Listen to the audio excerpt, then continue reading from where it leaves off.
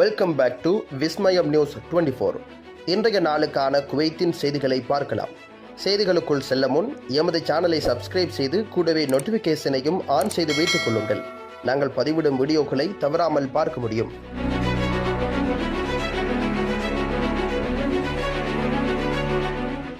குவைத்தில் 7 குற்றவாளிகளுக்கு மரண தண்டனை நிறைவேற்றப்பட்டது. இன்று அதிகாலை குவைத் அதிகாரிகள் மொத்தம் 8 குற்றவாளிகளில் 7 பேருக்கு மரண தண்டனையை நிறைவேற்றியிருக்கின்றனர். மரண தண்டனை நிறைவேற்றப்பட்டவர்களில் குவைத், ஈரான் மற்றும் வங்கதேசத்தை சேர்ந்தவர்களும் அடங்குகின்றனர். உறவினர்கள் மன்னிப்பு வழங்க தேர்ந்தெடுத்ததை அடுத்து ஃபகத் முகமது என்ற ஒரு குற்றவாளிக்கு 3 தண்டனைகள் தள்ளுபடி செய்யப்பட்டிருக்கின்றன. இதற்கிடையில் அப்துல் அஜீஸ் அல் ஆஸ்மிக்கு 2 மில்லியன் குவைத் தீனார்களாக நிர்ணயிக்கப்பட்ட தேவையான தண்டப்பணத்தை சேகரிக்க தவறியதை தொடர்ந்து மரண தண்டனை நிறைவேற்றப்பட்டிருக்கின்றது.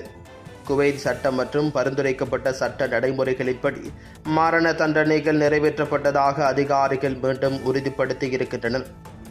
குவைத்திற்கான இந்திய தூதராக ஆதர் ஸ்வைகா கென்யாவுக்கான தூதராக நியமிக்கப்பட்டுள்ளார். குவைத்துக்கான இந்திய தூதரான டாக்டர் ஆதர் ஸ்வைகா கென்யாவுக்கான அடுத்த உயர் ஆணையாளராக நியமிக்கப்பட்டுள்ளதாக இந்திய வெளியுறவு அமைச்சகம் செவ்வாய்க்கிழமையன்று வெளியிட்டுள்ள அறிவிப்பில் தெரிவித்திருக்கின்றது.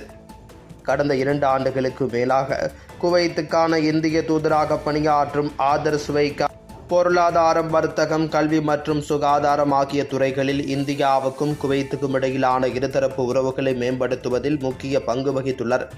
குவைத்தில் வசிக்கின்ற வெளிநாட்டவர்களில் சுமார் 1 மில்லியனுக்கும் அதிகமான இந்தியர்களை கொண்ட நாட்டின் மிகப்பெரிய புலம்பெயர்ந்த சமூகமான மக்களின் நலனிலும் அவர் கவனம் செலுத்தி வருகின்றார்.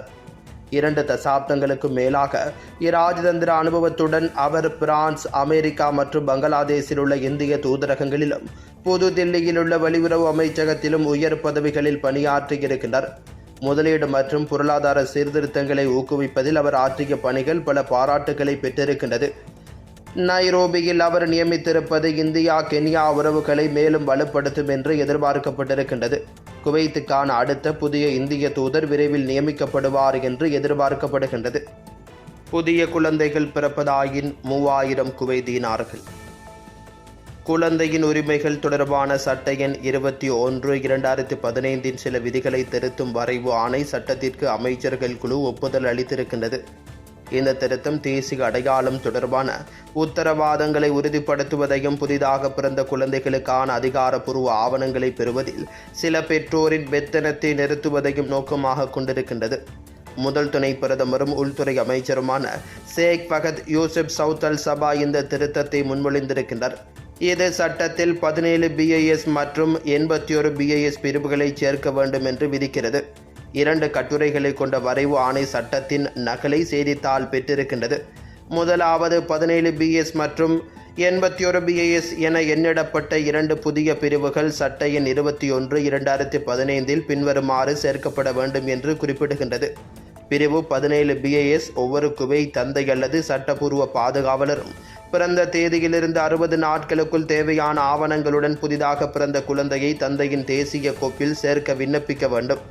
பிரிவு 81 BIS இந்த சட்டத்தின் பிரிவு 17 BIS இன் விதிகளை மீறும் எவருக்கும் 2000 குவைத் தீனார்களுக்கும் குறையாமலும் 3000 குவைத் தீனார்களுக்கும் அதிகமாகவும் அபராதம் விதிக்கப்படும். சட்ட எண் 21/2015 படி குழந்தையின் உரிமைகளை அரசு உத்தரவாதம் செய்கிறது. இதன் மூலம் சட்டம் மற்றும் சமூக உத்தரவாதங்களை வழங்குகிறது என்பதை விளக்க குறிப்பாணை சுட்டிக்காட்டியிருக்கிறது. இந்த உரிமைகளை பாதுகாப்பதில், குறிப்பாக தேசிய அடையாளத்திற்கான உரிமையை பாதுகாப்பதில் அரசு ஆர்வமாக இருக்கின்றது. குவைத்தில் இன்றைய தினம் தங்கத்தின் பெறுமதிகளை பார்க்கலாம். 24 காரட் 1 கிராம் ஒன்றின் தங்கத்தின் பெறுமதி 35.90 குவைத் தீனார்களாகும். 22 காரட் 1 கிராம் ஒன்றின் தங்கத்தின் பெறுமதி 32.92 குவைத் தீனார்களாகும். 21 காரட் 1 கிராம் ஒன்றின் தங்கத்தின் பெறுமதி 31.41 குவைத் தீனார்களாகும். 18 காரட் 1 கிராம் ஒன்றின் தங்கத்தின் பெறுமதி 26.92 குவைத் தீனார்களாகும். குவைத்தின் இன்றைய நாணய மாற்று விகிதங்களை பார்க்கலாம். ஒரு குவைத் தீனார் ஒன்றின் இந்திய பெறுமதி 289.38 இந்தியன் ரூபாய்களாகும். ஒரு குவைத் தீனார் ஒன்றின் இலங்கை பெறுமதி 987.84 இலங்கை ரூபாய்களாகும். ஒரு குவைத் தீனாரின் பங்களாதேசி பெறுமதி 398.33 பங்களாதேசி டகாஸ் ஆகும்.